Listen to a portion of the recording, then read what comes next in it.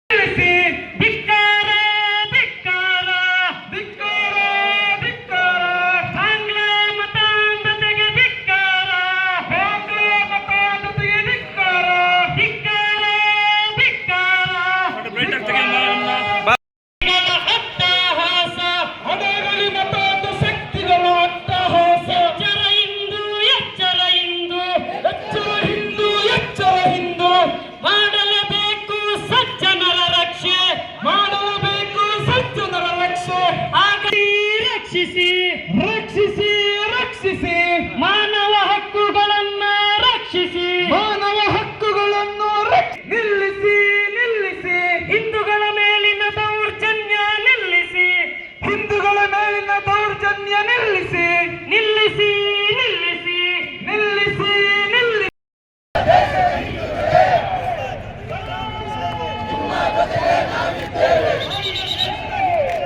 ಬಾಂಗ್ಲಾದೇಶದ ಹಿಂದೂಗಳೇ ಅಷ್ಟೇ ಮತ್ತೆ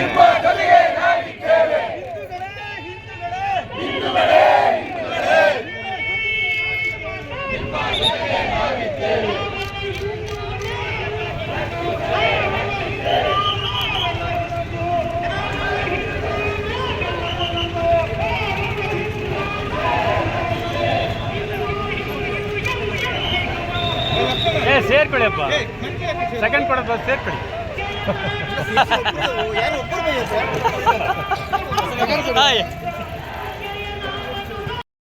ಕೋಮು ಕ್ರಿಮಿಗಳ ಹುಟ್ಟಡಗಲಿ ಭಾರತ ಮಾತಾ ಕಿ